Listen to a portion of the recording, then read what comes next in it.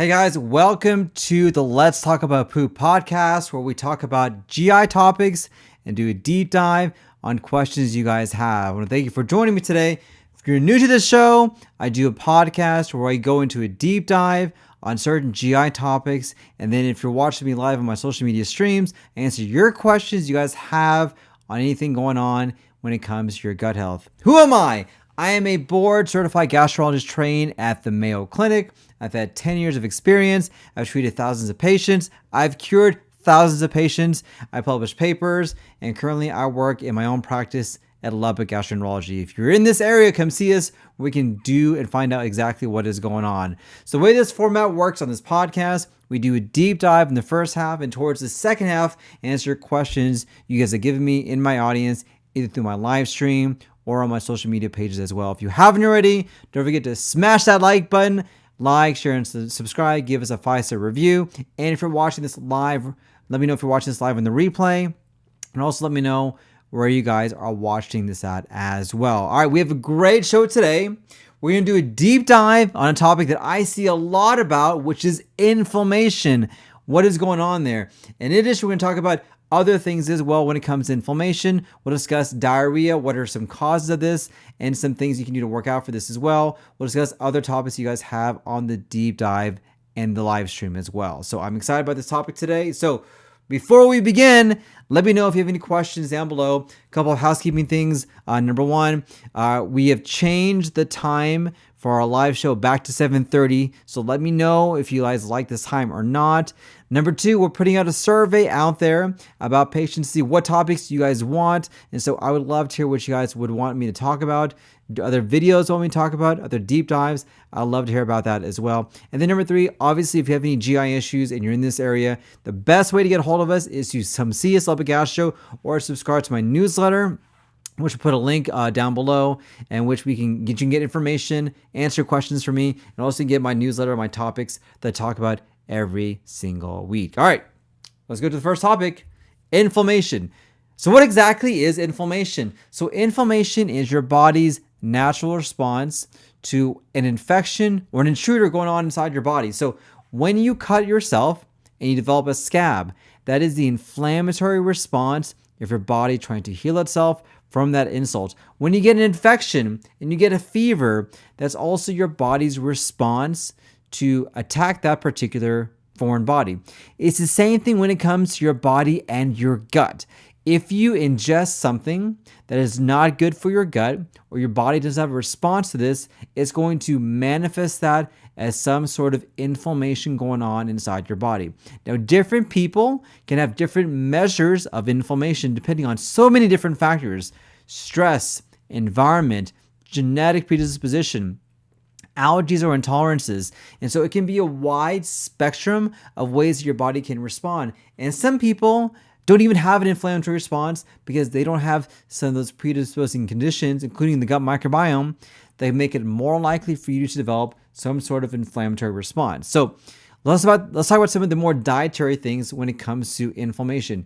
Your diet absolutely plays a significant role when it comes to inflammation. Have you ever noticed that if you eat certain foods, you're like, I feel terrible, I feel bad, what is going on? That is true. That happens to me quite often. If I have certain carbohydrates, I know that I feel sluggish and I feel tired. And don't get me started if I have milk, because my milk, it is terrible when I have that inflammatory response. It is not fun. And that inflammatory response is me manifesting what's called lactose intolerance. So diet plays a significant role when it comes to managing inflammation, but also introducing inflammatory components into your body. I have a lot of my patients who come see me, hey, Dr. Islam, I think I'm allergic to gluten. That actually may be the case. That's actually your body's reaction to eating a substance that may not sit the right way for you. Same thing with certain foods that are called high FODMAPs. FODMAP foods are certain starches and carbohydrates that are known to cause an inflammatory response like bloating, distension, diarrhea in a lot of our patients. And sometimes ingesting those particular carbohydrates can make you feel like you're inflamed all the time and not doing good. So if you're wondering if you have inflammation or what is going on, what do I do as a doctor to help kind of piece together what is going on. So first thing, I typically will get some labs. We may get some basic labs. We'll check your blood count. We may check some inflammatory markers. I may check some stool testing to see if there's any evidence of inflammation going on inside that. Now, I may do some imaging. I may do some procedures. This will give me more of a visualization of what is going on. But because inflammation is such a new process in the medical field, it is hard for us to give you a definitive diagnosis of what is going on or what are some of the reasons why you may be feeling inflamed. So how do you know even if you are feeling inflamed? Well, the best way I know from a GI perspective is that certain foods make you feel just inflamed. It doesn't make you feel good. So for example, you eat certain foods, obviously you feel like you have brain fog, you have joint issues, you have skin issues, you don't feel very good. That may be your body's response to inflammation. So my example, once again, when I have dairy, my body's response is to produce so much gas and dissension. I know TMI, but I'm here to sacrifice for you guys. But this is my body's response when it comes to inflammation. And your response may be different as well, but you should notice certain patterns of certain foods that can make it more inflammatory in your body.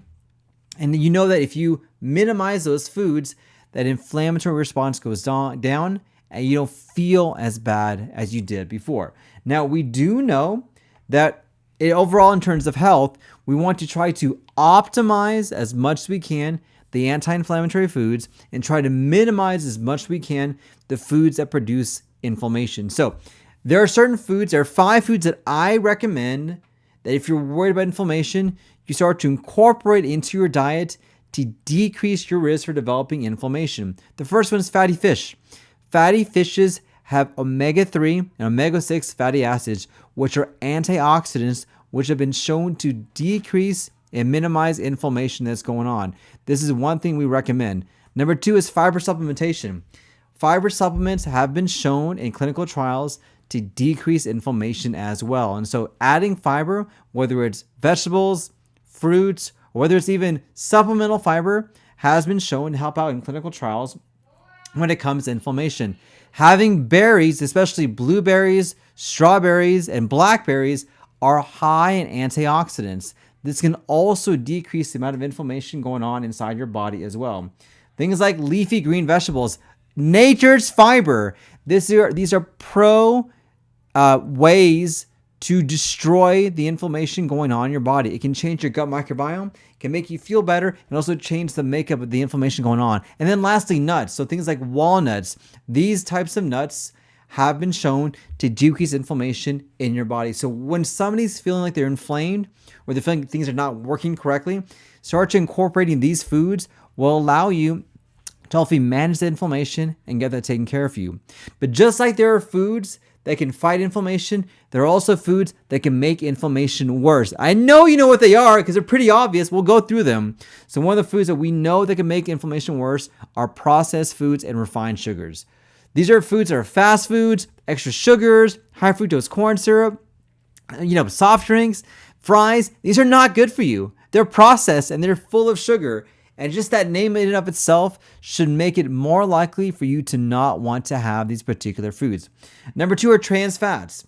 These are not healthy fats. In fact, these are the fats that have been shown to increase your risk of developing colon polyps, colon cancer, IBS, reflux, heart disease, stroke, Alzheimer's, all sorts of bad conditions.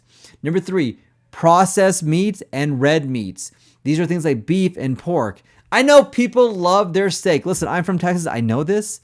But we do know that red meat is a trigger for inflammation. And we do know that the more red meat that you have, the worse it's going to be for your body as well. Number 4, fried foods. I mean, come on. I know fried foods taste great. I love Popeyes, but I also know it's terrible for me and it's terrible for you. There's nothing good in them. They have the trans fats, they have the artificial sugars, and they don't even have the right chicken. The chicken, I'm sure, it's not real. So having that particular food is not going to be good for you. And then lastly, we also know that certain drinks like full can sodas, that are regular sodas, these things are full of sugars, empty calories, and also a lot of inflammatory substances that are there as well. So my recommendation for you is do what you can to increase the foods that fight off inflammation and decrease the foods that we know can make inflammation a lot more worse and make it more difficult for you as well. And if you can do this, this will help out with a lot of the issues that you're having as well. Because for a lot of my patients, they don't realize that these are some of the triggers for some of their gut issues for what is going on in their body and why they're feeling so bad as well. So that's our deep dive for today. Now let's go into a couple of questions that people may have had as well. Let me check on here. If you haven't already, if you're watching on the live stream, don't forget to smash that like button, like, share, and subscribe. Let me know if you're watching this live or on the replay, and also let me know where you guys are watching this at as well. All right, question. Hey, Dr. Islam, I have diarrhea. What are some causes, and what can I do about that? So, how many of you guys, let me know. I know maybe I can't see you guys if you're on the podcast or watching, but if you're in the live stream, let me know in the comments how many of you guys have actually suffered from diarrhea, because it is a common problem that people have, and it's sometimes so difficult for our patients to manage this and get this taken care of. Well, let me give you some of the more common causes for diarrhea. I'll give you 5 common causes. So cause number 1, infections. This is probably the most common cause for people to have acute diarrhea. Whether you get an infection for eating certain foods, whether it's an infection like that's called C. difficile, which is a very chronic bacterial infection, whether it's a virus like a gastroenteritis that can cause an infection. These are very common causes to have diarrhea, is having some sort of infection like that. Number 2 are medication side effects. It is just incredible how many medications, if you take a look, have a GI side effect. And one of the more common ones is diarrhea. So things like metformin can cause diarrhea. Things like angiotensin receptor blockers, so losartan, these can cause diarrhea. And there's so many medications that we know are causes for diarrhea. So just kind of keep that in mind. Even taking antibiotics itself can also be a cause for diarrhea as well. And so just keep in mind, if you're having acute diarrhea or having issues, medications is another reason. Reason number 2. Number 3, if you're traveling someplace, you can develop what's called traveler's diarrhea. This can happen both domestically, but especially if you go internationally as well. You can pick up something by eating certain foods, or having bad water, or just by traveling, where you can pick something up that can cause diarrhea to occur. So traveler's diarrhea is the third cause why you can have diarrhea as well. Number 4, certainly food sensitivities or food intolerances. The most common ones being gluten or FODMAPs or even dairy. So I did not realize later on in my life that I was lactose intolerant. So I kept it going throughout my day, having milk with my coffee, like, it's not a big deal, I'm fine. Then all of a sudden, I started to have gut issues. I'm like, what the heck is going on? Why am I having bloating? Why am I having diarrhea? What is going on? And I came to realize that I actually am developing a food intolerance to dairy. And that's actually it. And so having a food intolerance like dairy can very commonly be a reason to have diarrhea. And then lastly, don't forget, you can actually have a digestive condition that can cause diarrhea. The things like IBS, bile acid diarrhea, pancreatic insufficiency, Crohn's disease, ulcerative colitis. These are reasons why you can have diarrhea as well. These are reasons why you can have loose stools. Now, if you're worried about this side effect, let me give you some tips that I'm going to recommend of when you need to see a healthcare provider, because most of the time, diarrhea will go away. So number 1, if the diarrhea doesn't go away, come see us so we can find out what is going on, because there may be something more than the traditional diarrhea. Number 2, if the diarrhea ever wakes you up in the middle of the night. So no matter how bad your IBS is, it should never, ever wake you up in the middle of the night. So if you're having nocturnal stooling, come to see us. Number 3, if you have significant weight loss. Weight loss is not normal, especially if you've had diarrhea with that. That could be a sign of something bad going on inside your colon. So make sure you get that taken care of. Number 4, if you have severe abdominal pain. So having pain with diarrhea is not normal. If that pain becomes severe or doesn't get better, that's something that needs to be investigated. It is normal to have some cramping. That's not a big deal.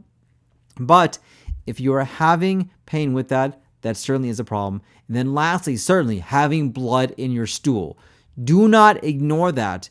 Do not think that is normal. Do not just overlook that. Having blood in the stool is not normal. So if you have any of these 5 things, come see us so we can find out what's going on and hopefully do a good workup to make sure everything's doing okay and make sure we're not missing anything obvious on that. So that is kind of the workup that you need to do when it comes to diarrhea. All right. Perfect. All right, let me see. Next question here. It's a great one. Hey, Dr. Islam, I just had my colonoscopy done and I was told I have a polyp. How do I know if I have a polyp? I love this question because this goes into the root reason of why we do a colonoscopy. So a colonoscopy is a test for us to take a look, define these precancerous polyps, and remove them before they become cancer. And so the question then becomes, how can we know, or is there a way for us to know if you have a polyp? So let me just straight up tell you, in most cases, polyps are asymptomatic. And that's the scary thing about colon cancer, is that you have a precancerous lesion, which typically doesn't cause symptoms until it's too late or until it's too big. And so there's an excellent chance that you right there watching could be having a polyp, especially if you're over 45, you don't even realize it. However, there are 5 symptoms and signs that can be a sign of a polyp, that if you have these, you need to get investigated to find out exactly what's going on. So symptom number 1 is blood in the stool. So a polyp can bleed. And a polyp that bleeds will show up as blood in the stool, will show up as anemia, or will show up as a positive stool testing for blood. And this could be a sign that a polyp is growing inside your colon that needs to be removed. Number 2 is actually having rectal bleeding. So having blood in your stool that you see. Now, if you see blood in your stool, there's a chance that that could be from a polyp in your rectum. In fact, I have diagnosed plenty of patients in their 30s from rectal bleeding, from having that symptom, and them actually having a precancerous polyp, meaning that polyp, if they would have ignored it, would have gone on to cancer. So it ended up being a blessing in disguise, having that symptomatology of the rectal bleeding. Number 3, having fatigue. So fatigue could be a sign of anemia, which could be a sign of a big polyp that is bleeding. So if you're feeling fatigued, you don't understand why, come see us. We can find out if you have a polyp or not. Number 4, having a change in bowel habits. A big polyp can block your stool, or even big polyps can sometimes cause irritation in your gut microbiome to cause diarrhea. So if you're having a new change in your bowel habits, this could be a reason why is having that polyp that's there. And then lastly, having abdominal pain. Having pain in your abdomen can also be a sign of a polyp. So in summary, the vast majority of polyps don't cause symptoms. This is why you need to get your colonoscopy no later than the age of 45. But if you have some of these other symptoms, come see us. We can find out exactly what is going on. Hopefully make sure that everything is doing okay with respect to that. If you haven't got your colonoscopy, guys, and you're over 45, you need to get that done ASAP. All right. Next question. Oh, it's a great one. Hey, Dr. Islam, I just read a study about some of the more common symptoms of colon cancer in young individuals. Can you elaborate on this? All right. So as you may have seen just on social media, we're seeing more and more young individuals developing colon cancer. Obviously, the person who kind of represented this, unfortunately, was Chadwick Boseman, who in his early 40s developed stage 4 colon cancer. And in my own practice, I am unfortunately seeing more and more younger individuals have colon polyps and colon cancer. So we have some studies out that have come out that kind of gave us a better idea of what are some of the more common symptoms of that. And let me tell you about a couple of them. So number 1 of the more common symptoms are something that you probably know, which is rectal bleeding. And so too many people, unfortunately, just blow off rectal bleeding. And they assume that just because, hey, I'm young, not a big deal, maybe just some hemorrhoids, they just don't, worry about it. But out of all the symptoms that typically can be a sign of colon cancer, rectal bleeding is one of the more common ones that can be there. In fact, 45% of individuals with early onset colon cancer had some sort of rectal bleeding. That's crazy, but yes, this is one of the more common symptoms in somebody who is young. And number 2 can also be a change in your bowel habits. So a new change in your bowel habits, even when you're young, can be a sign of colon cancer, because that cancer or something growing in your colon can change the trajectory of how your stools go. Symptom number 3 is unexplained abdominal pain. So abdominal pain that you don't understand what is going on can also be a sign of colon cancer. Now, keep in mind, these 3 symptoms, even though they're the most common symptoms of colon cancer, it's not only due to colon cancer that you have these symptoms. So if you're worried about what's going on, your body and your gut is like the check engine light for everything else that's going on. It's giving you signs and symptoms of something that's going on. And so if you're having these issues or symptoms, come see us where we can find out exactly what is going on and hopefully get a better idea of what we can do to get that taken care of for you as well. All right. Let's see any more questions here.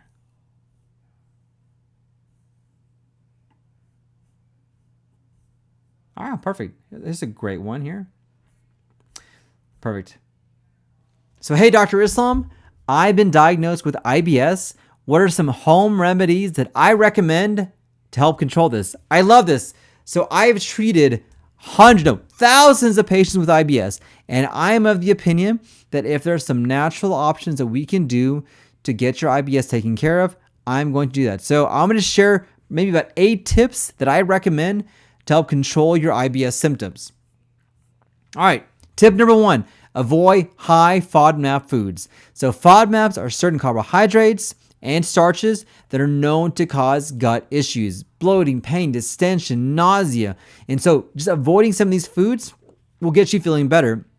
And this is why when patients avoid gluten, they feel so much better, because gluten is considered a high FODMAP.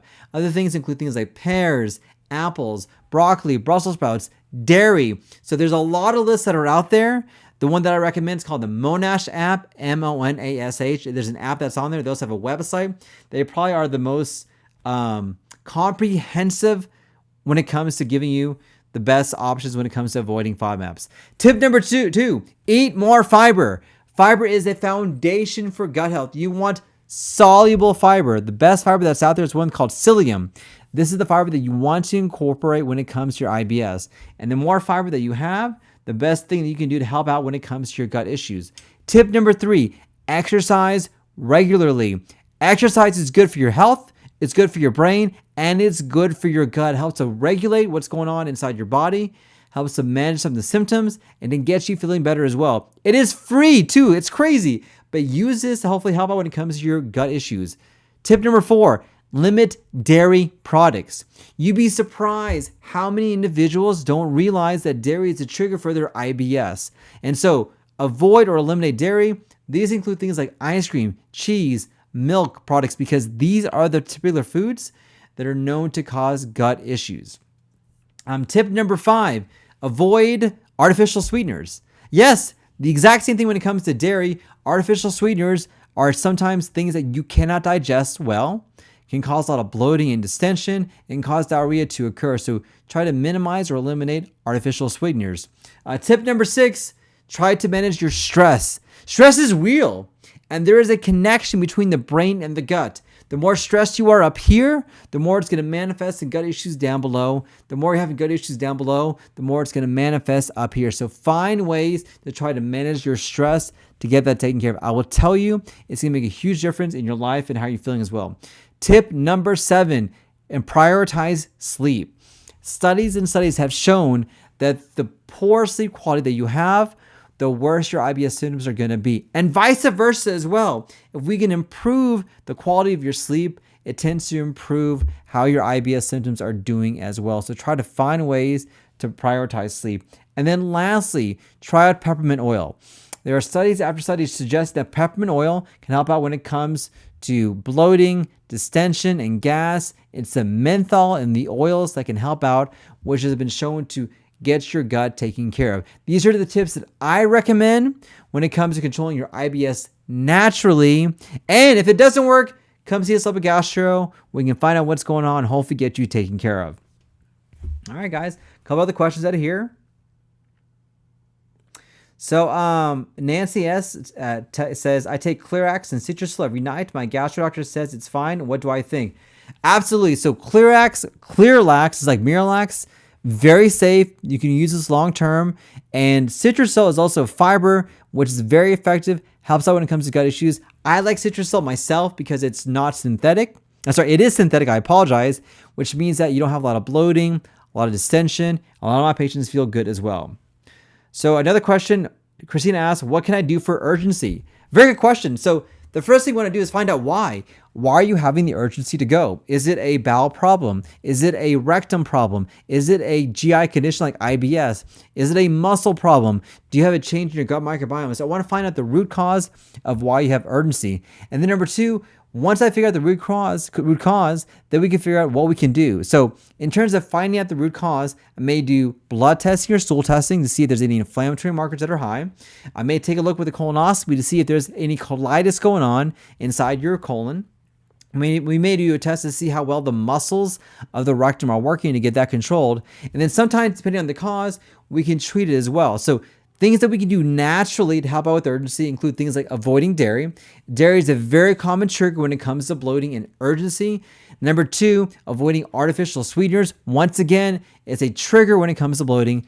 Number three, adding a probiotic into your diet. Number four, adding a fiber to bulk up those stools. And then number five, look at your medications. Are you taking medication that is known to cause urgency? Is it like metformin? Is it a blood pressure medication? Is it an antibiotic? These are things that we typically try to look for to delve down into the root cause of why you're having the urgency as well. All right, perfect. All right, I'm proud. I think we did a good show today. We went through a lot of questions. We did a deep dive. If you like what you see, if you like what you hear, don't forget to give us a 5-star rating. Like us on our YouTube page, our Facebook page, our Instagram page, and LinkedIn. Come see Celebrate Gastro for all your GI needs. If you're having issues, I look forward to seeing you guys. Tune in next week when we'll do a deep dive on another topic.